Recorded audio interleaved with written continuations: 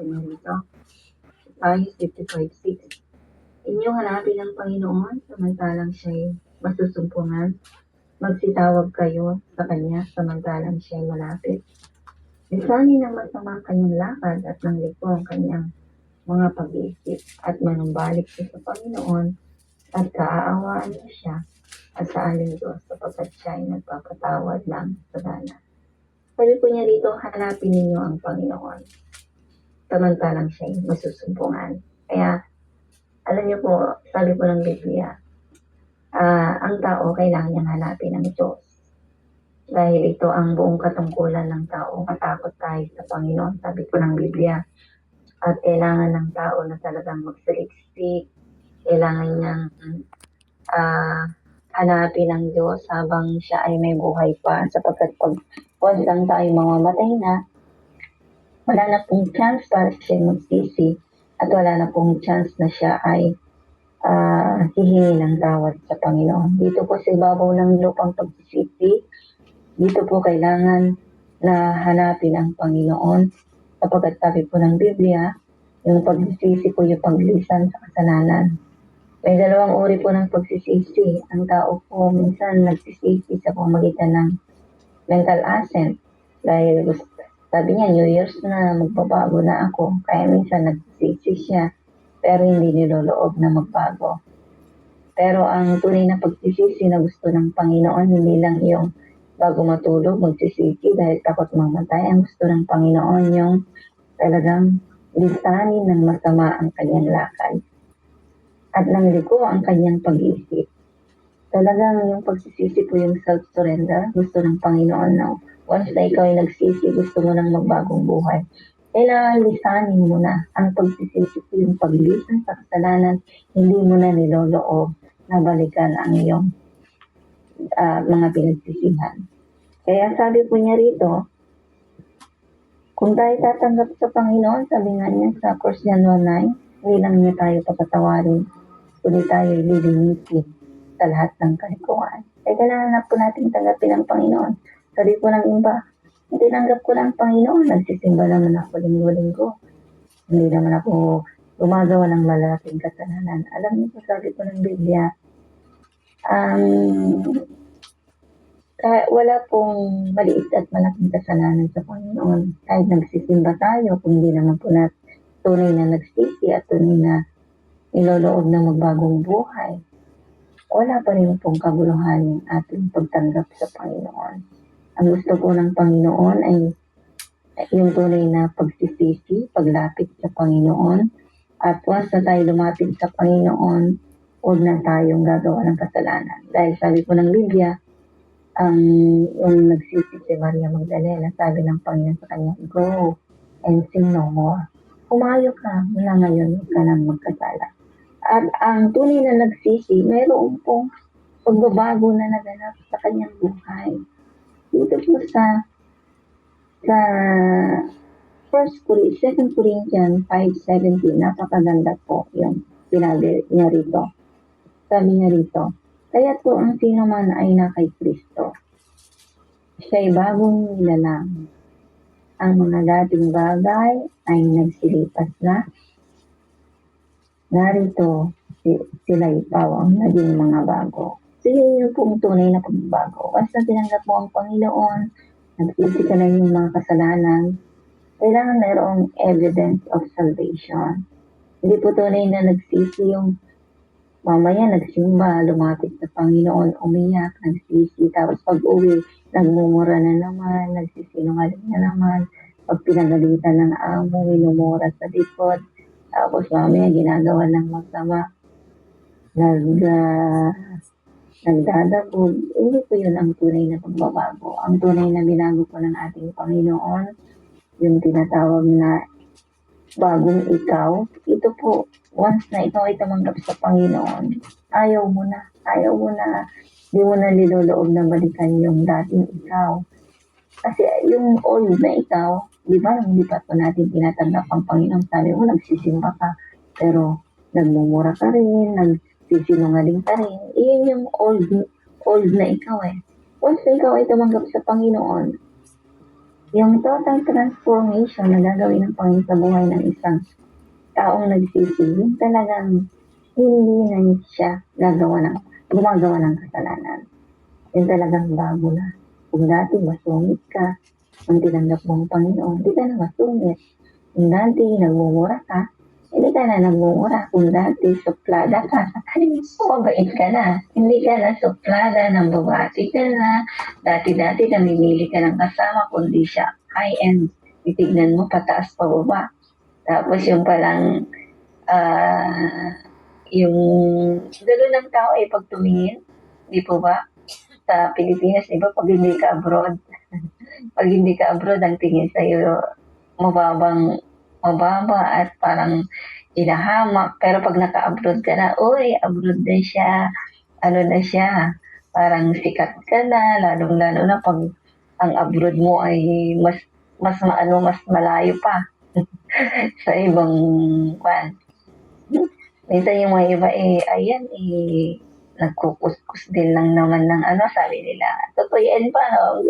Ang tao kasi lahat ng bagay ay tutuyain. Lahat ng tao, ang mga tao tinitingnan ang status ng buhay, kung ikaw ba ay mayaman o mahirap sa Panginoon po.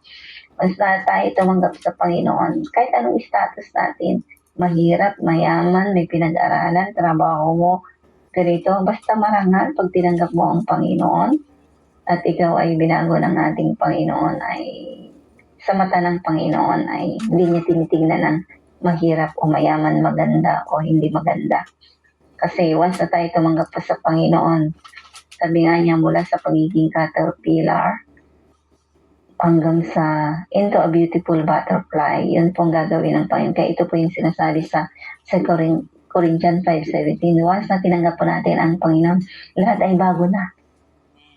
Kahit hindi bago ang sapatos mo, bago ang damit mo, hindi bago ang mga hindi signature ng mga sapatos mo, mga ano mo. Pero ang maganda ay yung bago yung puso, kasi hindi tinitingnan ng Diyos kung anong status natin. May mahirap ka, mayaman ka. Pag gumagawa ka ng kasalanan, iisa pong pupuntahan, sabi po ng Biblia, sa impyerno po. Once na ikaw ay gumagawa ng kasalanan, kahit maliit, sabi nga sa Apocalypse 21:8, yung mga duwag, mamamatay tao, binanggit doon ang mga nakikiyapid, mga malalaking kasalanan. Pero at sa lahat ng sinungaling kanilang bahagi sa dagat-dagatang nagniningas na apoy at asopre. Kaya walang mortal sin, walang venial sin sa Panginoon. Once na ikaw ay tumanggap sa Panginoon, babaguhin ka niya. Ang mga dating bagay nagsilipas na, talagang ayaw mo nang balikan yung dating maruming buhay. Yun po yung total transformation na gagawin ng Diyos sa isang taong nagsisi ng kanyang kasalanan. Kaya sabi po niya rito, at sabi po ng Biblia, once tayo tumanggap sa Panginoon, idaragdag ka niya sa kanyang iglesia. Hindi yung wala tayong church membership po dito po sa iglesia ng Diyos. Diba, dumadalo ka na, oy, kasama ka na namin kahit gumagawa ng kasalanan. Hindi po ganon. Ang Diyos po ang nagdaragdag ng kanyang anak sa kanyang iglesia. Hindi kagaya ng sekta, bibigyan ka ng pag ikaw na bautismuhan sa church nila o kaya nagtaas ka ng kamay, you repeat the prayer of the pastor and then they will say na, born again ka na dahil tumanggap ka na. Hindi po ganon. Yung tunay na pagsisisihan, individual. At once na tayo ay tumanggap sa Panginoon, hindi ka na namin tinatawag na member, kundi you are a member of the family of God. Sabi po nga niya sa Gawa 2:47, at na nagpupuri sa Diyos at nagtatamo, sabi niya, ng paglingap ng buong bayan at dinaragdag sa kanila ng Panginoon araw-araw yaong nangaliligtas, sa English, and He added to the church daily that should be saved. God added us to His church. So, hindi ka namin tinatawag na member o membro ka na. Hindi ka gaya ng ibang sekta membro na natin si Sister Mimi, ganon. Kasi dumadalo na sa atin, binaptize na, hindi po. Ang Diyos pong nagdaragdag sa kanyang iglesia kasi ang Diyos ang may iglesia. Wala tayong tinatawag na founder. Ang founder natin ang ating Panginoon. Meron lang ginagamit ang Panginoon ng mga servant of God na mga pastor natin sa mga local congregation, pero ang tunay na pastor natin walang iba kundi ang ating Panginoon. So, sa Diyos tayo matakot, hindi kay pastor, kasi ang Diyos po ang nagdagdag sa atin sa kanyang iglesia at siya rin po ang mag-aalis sa atin once na tayo ay gagawa ng kasalanan. Kaya sabi po ng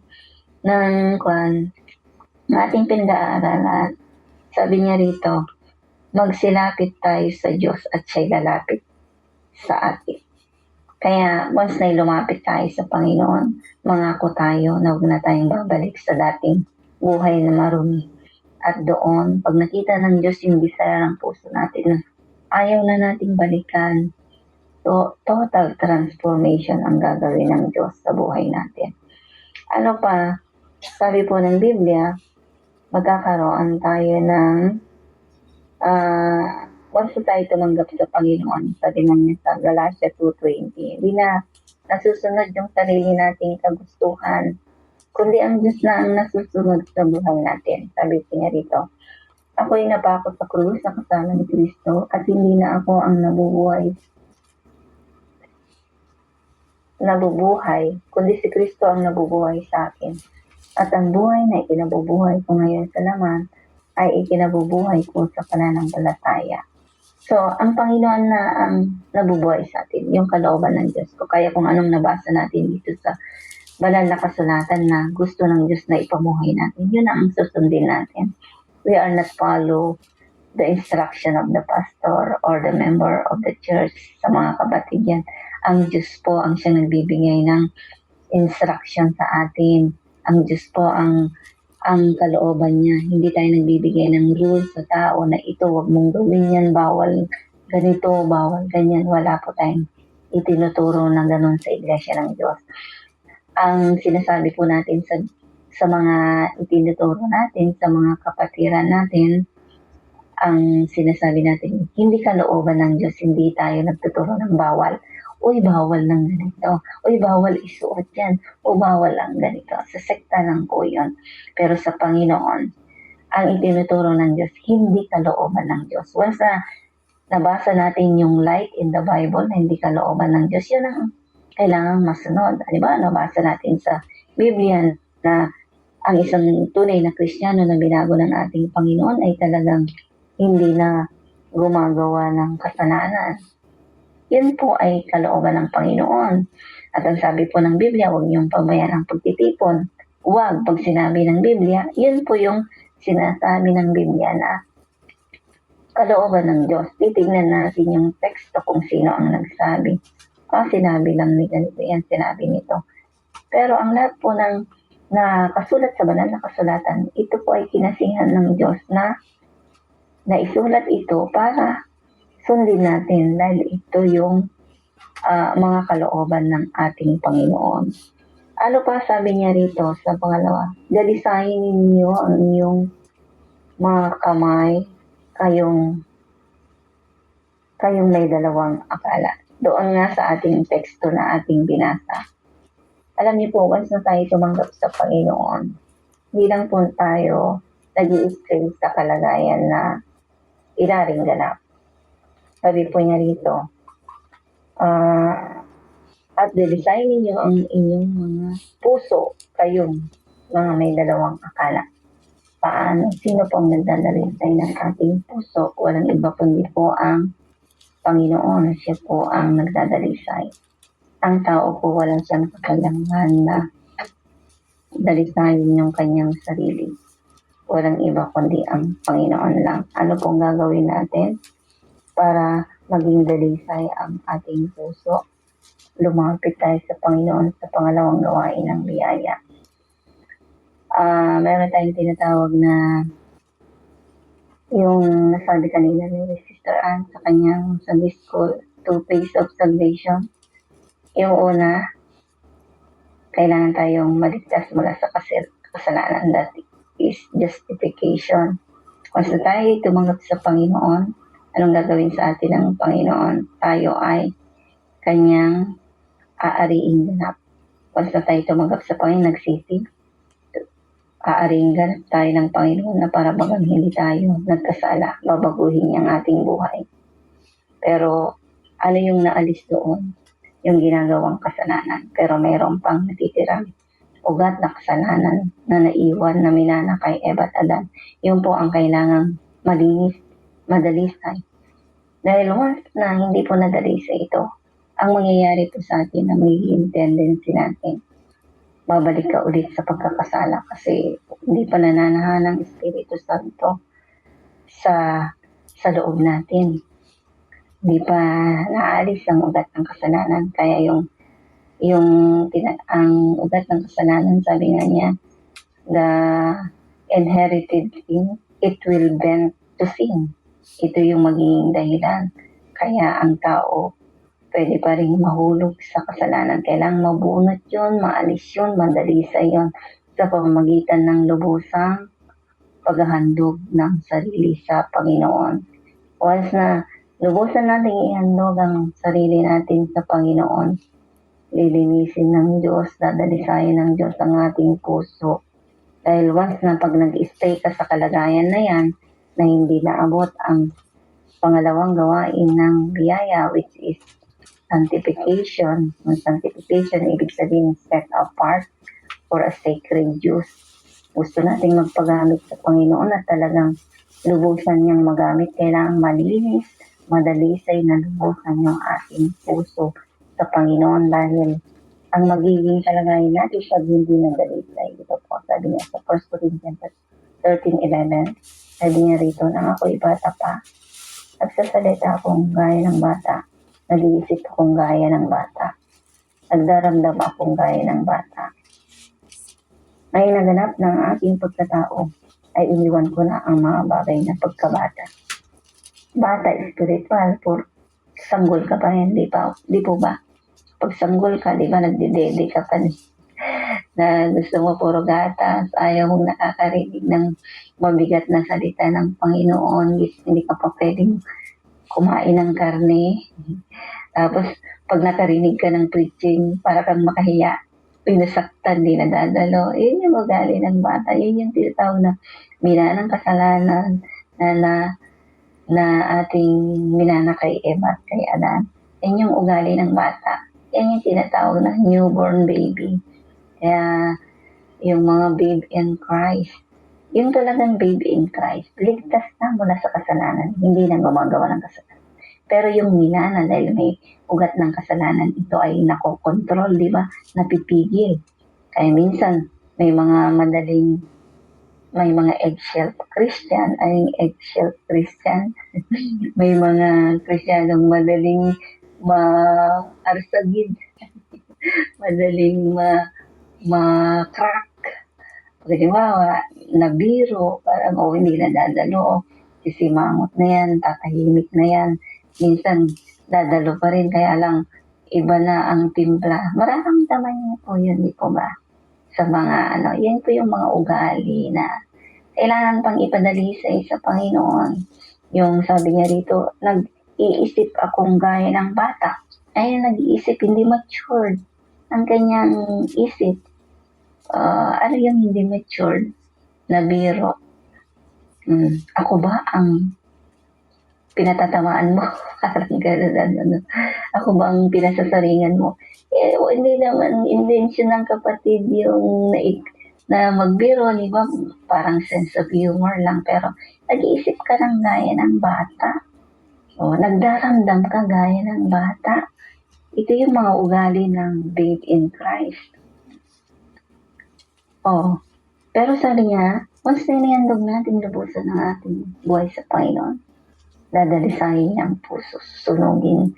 Espiritu Santo siya yung sumusunog sa ugat ng kasalanan sa pamamagitan ng babanalin ng Diyos yung ating buhay at makita natin magiging talagang new, isang bagong ikaw na. Kasi meron pa rin yung ugat ng kasalanan. Once na yan ay hindi na control. Pag sumabog yan, halimbawa, titimpi ka. Pag hindi na control yung carnality mo, sasabog yan. Hindi mo mapipigilan, hindi mo mapapigilan yung galit mo. Ano ang makikita pag galit ang tao? Diba? Ano yung, ano niya, magiging kahinat ng paggalit ng tao. Diba? Papatay. Diba? Minsan magmumura. Minsan mananapak. Once na hindi na control yung ugat ng kasalanan, yun yung manifestasyon ng carnality. Yun yung nakokontrol mo, pero pag sumabog yan, it will bend to sin. Makakasapak ka. Dahil pag hindi mo na control, ay balik ka na ulit sa kasalanan. Parang sisi, sala. Pero once na inandog natin, lumusan yung buhay natin sa Panginoon, anong sabi po niya? Nang maganap na ang aking pagkatao, iniwan ko na ang mga bagay na pagkabata. Ano pang ugali ng hindi na pa banal na Kristiyano? Marami pang pakakakitaan, sabi po niya rito sa Efeso 4:30. At hayag at lahat ng kapaitan at kagalitan at pagkakaalit at kadaldalan at panglilibak ay mga alisnawa sa inyong pati ng masasamang akala. O ano po yung kapaitan? Pag nakarinig ka hindi mo gusto, pumapait. Pumapait ang pakiramdam mo. Pag hindi, parang yung mga makahiya, mga maramdaming Christian, di ba? Pag hindi nagustuhan yung preaching, kapait ng kalooban, galit na sa pastor, galit na sa kapatid, galit sa nagturo. Kagalitan, ano pa yung kagalitan? Magdaling magalit. Nakarinig ng konti galit na, lalong-lalo sa mga amo natin, di ba? Amo pa rin sila kahit na magalit sila. Wala tayong karapatang magalit. Pero galit ka rin, magdadabog ka. Meron na akong na-interview yung isang OFW dyan noon na kakilala ko. Sabi niya, nung nagdadabog ako, minumura ko ang amo ko. Hindi naman niya naririnig. Sino ang na-apektuhan? Ikaw na nai-stress sa amo mo. O magkakaroon ka ng heart attack. Mamaya na high blood ka pa sa galit mo dahil hindi mo maiwalas. Diba yung mga tendency ng galit eh. Ano pa? Pagkakaalit, pakikipag-away rin. Alam niyo yung kampi-kampi na si ganito, away ko siya. Kailangan dalawa tayo, galit tayo sa kanya. Parang ganun. Parang kukuha ka ng simpatsya sa ibang mga kasama para magalit ka doon sa hindi mo nagustuhan salita. Ayun, yung pagkakaalit. Ayaw ng Panginoon yan. Ugali yan ng hindi talagang, pag hindi mo na control yan, naku po, magkakasala ka sa Panginoon. Kaya, at ano pa, kadaldalan. Ano yung kadaldalan? Chismis. Yung chismis. Yung chismis, yung sinusobrahan mo. At saka yung ibig sabihin, dinadagdagan mo, kinukulangan mo. That is chismis. Without facts and evidence. Yan ang tinatawag na chismis. Ano ba, nakakita ka ng isang dalaga at binata, nag-usap lang, ay sila, ay ganito, nakita ko, ganito. Ayun, marami na yung sinobrahan mo na yung yan na yung tinatawag na chismis, mga kapatid. Ayaw ng Diyos yung madaldal. Halimbawa, nagkamali lang yung kapatid mo o parang message relay. Di ba kayo ng message relay yan? Buhay pa siya, nakarating na sa dulo, patay na. Yung gano'n, hindi po kalooban ng Panginoon. Yun yung mga tinatawag na kadaldalan. Saka yung kadaldalan maingay. Parang gusto niya siya na lang ang laging bida na magkwento. Gusto niya siyang naririnig. Ayaw na niyang pakinggan yung iba. Isa rin sa kadaldalan yan eh. Okay lang naman yung mga ginagawa ninyo. Nakikita kong mga kanya dyan, naglaro kayo ng okay naman na talagang ma-express nyo yung homesick ninyo sa pagtawa dahil alam ko naman na sa mga OFW ay gustong sa lungkot, diba, gagawan natin ng paraan para sumaya. Pero yung sobrang sobrang iingatan din natin yung sarili natin na baka harsh na yung hindi na masyadong ano yung ating mga pagtatawad sa tayo na yung center of na nakikita ng tao sa sobrang tawa natin at lakas ng boses natin. Ingatan din po natin yun. Kaya makita po natin, ito po yung mga ayaw po ng ating Panginoon. Masasamang akala, mapag-isip ka ng negative. Alam niyo po, merong hindi na idudulot na hindi maganda mapag-isip ng negative. Yung lahat na lang ng sinalita ng kapatid, negative na lang ang dumarating sa iyo. Yan po ay reality. Hindi ka kailangan pag sinuko mo na yung buhay mo sa Panginoon, think positive. Gusto lang pa yung positibo lahat. Alam niyo po yung masaganang buhay, yung magandang buhay at healthy living, at healthy body, yung positibo ka. At optimistic. Alam niyo, optimistic. Lahat ng nakikita mo maganda. Lahat ng bagay ay hindi ka nag-iisip ng hindi maganda sa kapatid. Alam niyo, magiging healthy kayo nun. Pati yung puso, yung brain, pati yung health natin. Pero pag ikaw ay mapag-isip ng hindi maganda, naku po, magkakaroon ka ng sakit. Sakit mo. Dahil sakit sa puso, sakit sa isip, mamaya, pati panaginip mo para ka ng kaya lagi nating isipin may nabanggit nga, mag-ingat din tayo sa lagi nating isipin yung sinabi ng Rizal. Ang nakikinig sa sabi-sabi, walang bait sa sarili. Kailangan positibo lang yung ating naririnig sa ating mga kapatid.